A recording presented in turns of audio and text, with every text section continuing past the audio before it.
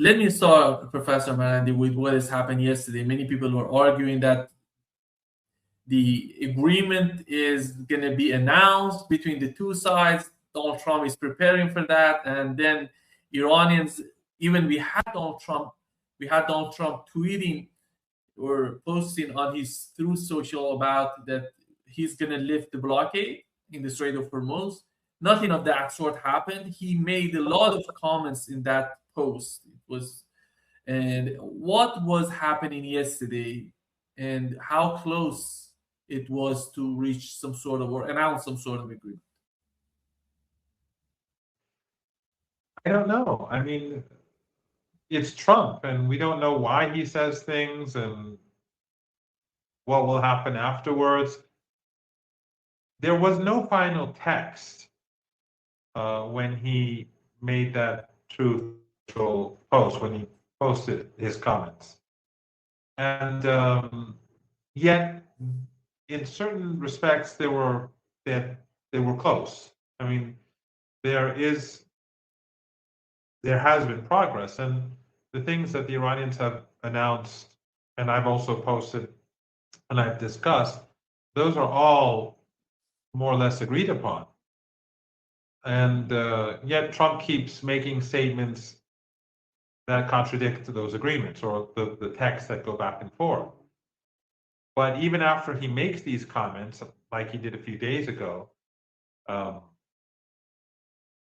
still the American texts that are sent to Iran are different from what he says.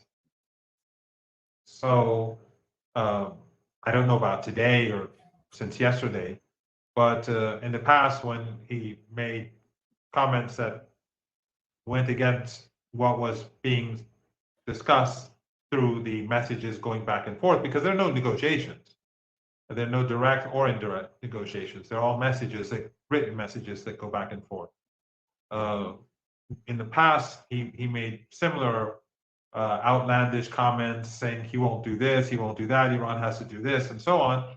But that didn't change the way in which the US negotiators were moving forward. So is this just for public consumption, or will he later on wreck the progress that's been made? Who knows? It's Donald Trump. Anything that I say is just speculation. I've been on, I've spoken with many people, you've spoken with many people on your show, I've been on your show many times, so others who are much more knowledgeable about the workings of US government. And whenever we listen to different people, they all say the same thing. We don't know. No one knows what's going on in the head of Donald Trump. And many say Donald Trump doesn't know what's going on in his own head. So it's unclear. But the fact is that the two sides are not that far apart, or they weren't, at least till yesterday. I don't know about the last 24 or 48 hours. But the two sides are not that far apart, or weren't far apart. And the summary that I gave earlier about the Iranian assets that were confiscated or stolen, about the waiving of the energy sector sanctions for Iranian exports, about removing the siege, about a ceasefire and the halt in the genocidal attacks in Lebanon, and about ships moving freely through the Strait of Hormuz under Iranian authority. Iran did not negotiate anything about fees, and Iran is not going to give up authority over the Strait of Hormuz. That's a done deal. They shouldn't have attacked Iran. Iran had no ambitions to control the Strait of Hormuz before the war. I don't recall ever hearing it in the public sphere in Iran or in private conversations. But now it's very clear in the public sphere and private conversations that Iran is not going to relinquish it for security reasons, and because countries in the Persian Gulf did great harm to the Iranian people. So the things that we've discussed in the past, if I remember them all, I hope I haven't missed anything, but that's basically what the two sides are agreeing upon. And of course, Iran will give assurances. It will say that we're not going to develop nuclear weapons, which it's been saying for decades. And then the two sides will discuss sanctions and nuclear program and others as the 2 months we progress through the 2 months. That's basically what the two sides agreed upon. There are still differences. There's not a final text that the two sides agree upon, but in general, these ideas are what exists in the text. But we'll have to see. I think that after what he said and the way he said it, he cannot sign an agreement, at least for a while, because it would look foolish for him to say one thing today and then sign an agreement tomorrow. So who knows? But Nima, I've spoken to people here who are knowledgeable about the situation. The belief here is that even if the United States signs the deal, they're not going to implement the deal, and that we're going to reach most probably a dead end well before the end of the 2 months, and that war could start again. We're dealing with a dying empire that has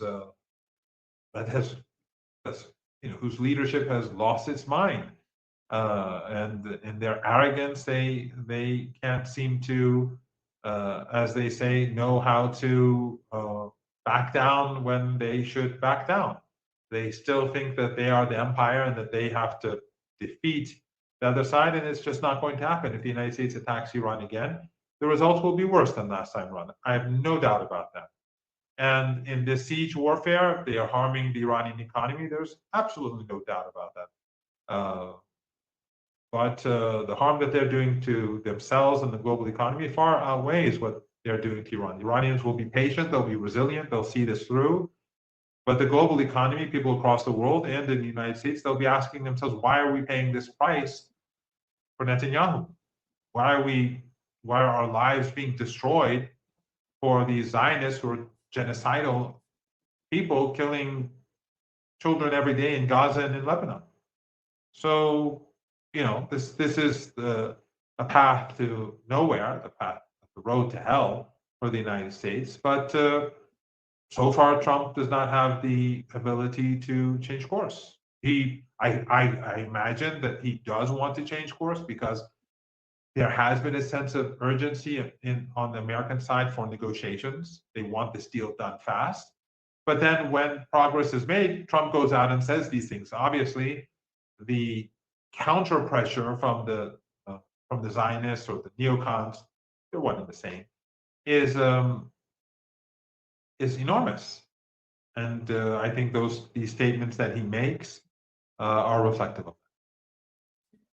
2 points that were mentioned in that post. One of them is the Strait of Hormuz. For many people who are arguing, and the argument, by the way, on their part is that this is international waters, and I don't know are they defining that, and what is the Iranian understanding, and what was the communication? How was the communication between the two sides to make them understand that this is not international waters? This is something related to Iran and Oman. It's not related to the United States to decide about it and the future of it. And it depends on the region, by the way. And how is that is there any sort of communication between, because Donald Trump was mentioning that no tolls, no fees, nothing. They have to open up the Strait of Hormuz. Well, Nima, first of all, international law doesn't mean anything. When Trump murdered those 168 kids, those little girls in Minab, where was Iranian sovereignty? Where was Iranian airspace? Where was Iranian territory important for the United States or the Zionist regime? Where was it important for the EU? Where was it important for the British or the Canadians or the Australians or New Zealand? All of them supported the United States. None of them condemned the United States. They all condemned Iran. Iran was the victim. During the 12-day war, it was the victim, Iran was condemned. During this war, Iran was the victim, Iran was condemned. So international law means nothing. It only means something when it suits their interests, but not the other way around. Whereas international law, as a genocide is taking place in Gaza, as the Israeli regime is slaughtering kids day and night in Lebanon, there's no international laws meaningless. These are just empty words now. They meant something at least before, not that much, but still it was. But now we're living in the jungle created by the West. International law, which they created, they dominated, they designed it in a way which benefited them rather than us. Now in their decline, they feel that it's not working for them, so they're saying no more international law. Mask is off, and human rights and human equality, all that has been thrown out the window, and these regimes are being as ruthless as possible. So that's one thing. But the second is that it's clear that the Strait of Hormuz is not wide enough to be international waters. These are territorial waters that are between Iran and Oman. And in the past, Iran never, as I said earlier, showed any ambition to do anything about it. But after this war, that changed. I mean, the West, whether they want to call it international waters or an international trade route or not, they should blame themselves for allowing this situation to take place. I mean, Trump and Netanyahu have caused Iran to take control of the strait and impose its sovereignty over its own territorial waters. That's what has happened. Iran has not signed any international agreement or is not a member to any agreement that prevents Iran from being able to extract fees for countries to pass through its territorial waters. So, but the bigger point is that, international law, when they were trying to destroy a country, I remember when, after a few days, when it was becoming clear that Iran was not going to lose the war, and it was gradually becoming clear that Iran was going to win the war, I think a journalist from, I don't know if it was the BBC or Sky News, one of these mainstream Western media outlets, said to me, he asked this question and then said, these are international waters, sort of with indignation. I was saying, you're waging a war on us. Your overlord is bombing our cities day and night, and you're trying to teach the Iranians about international law. This whole war is an affront to international law, to human dignity, to morality. But that's, in their arrogance, they don't see the irony of what they say in what they say. The second point, which was mentioned by Donald Trump, is the so-called nuclear dust. He's talking about the enriched uranium in Iran. And he wants that to be, he wants Iran to send that to the United States. And it seems that from what we've heard from the Iranian sources, there was no mention of this in the memorandum of understanding. Memorandum of understanding, that was that document that was supposed to both sides have agreed on, and they were supposed to announce it. And what do we know about that? Well, you're right. I mean, the Iranians in this document will state that we will not pursue nuclear weapons, which is not new, and that this and other issues will be discussed after this deal is implemented. And of course, what are the other issues? They invaded the country. They killed thousands of people. They destroyed our infrastructure. What about compensation? In addition to that, and more important than anything else, the sanctions. They've imposed sanctions on every aspect of Iranian life. So those sanctions have to go.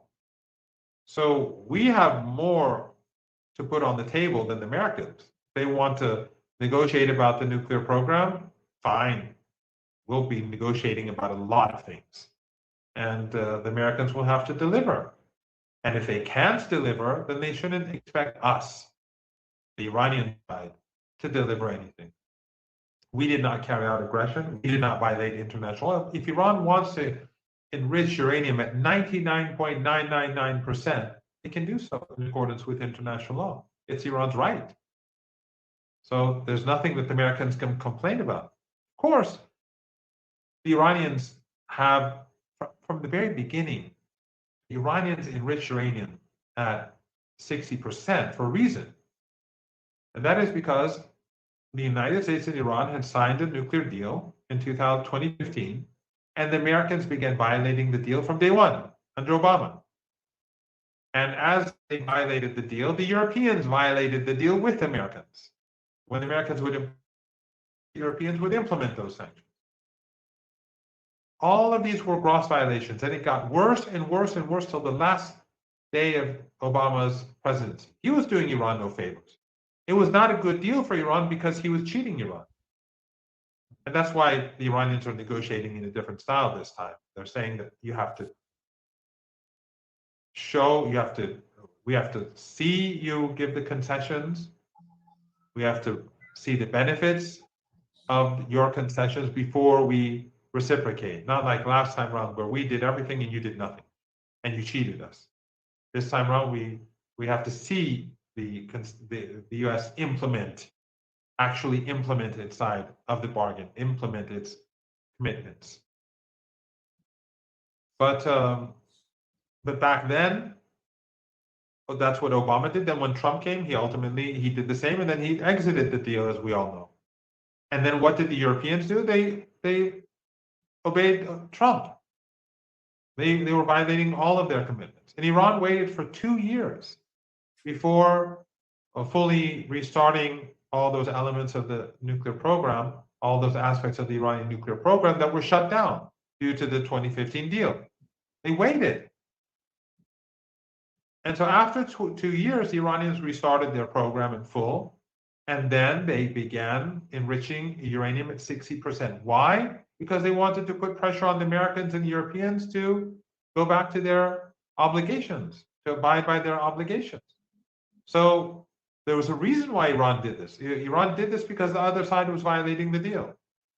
But they pretend as if Iran enriched uranium at 60% because it wanted to build a nuclear bomb. No, that was never the intention. It was a direct response to their gross violations of their commitments. So they have no one to blame but themselves. Do you think the difference continues on the frozen Iranian assets as well, or there is some sort of understanding, between the two parties on that issue? I can't say for sure right now where things stand. And after Trump spoke yesterday, I don't know if what sort of communications have been going back and forth since then. But as I said earlier, there was a broad agreement about a deal.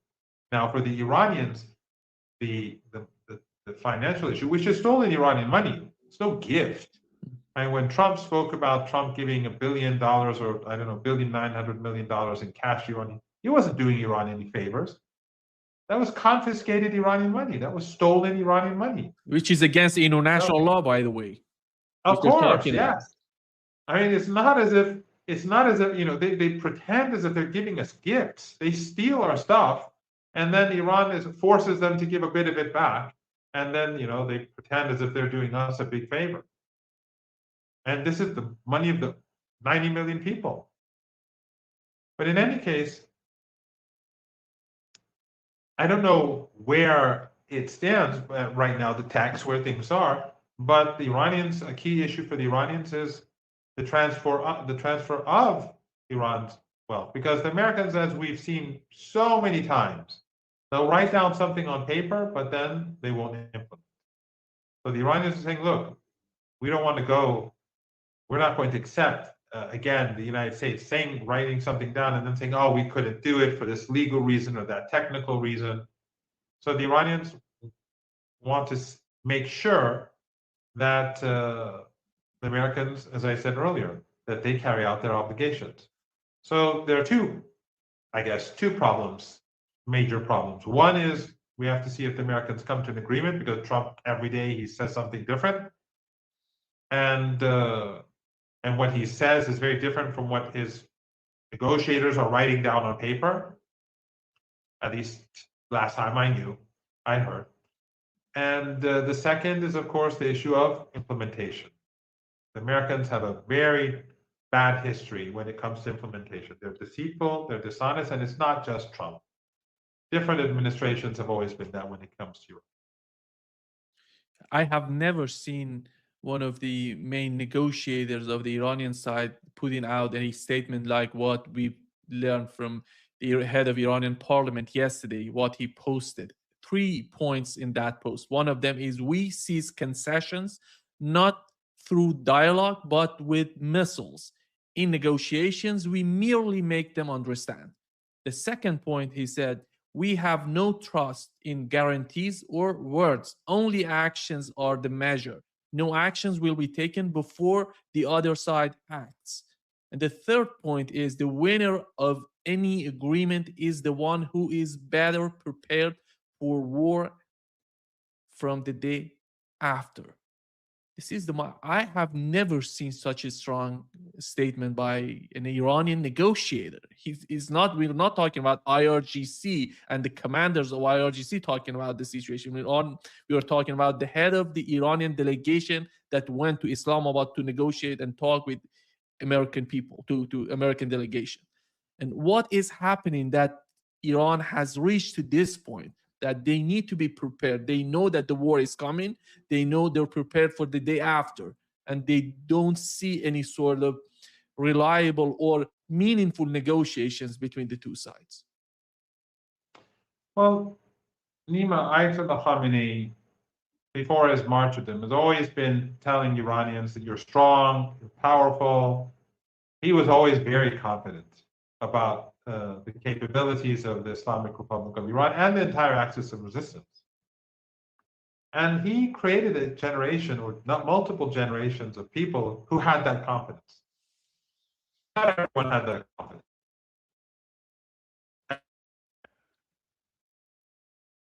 Segment in society.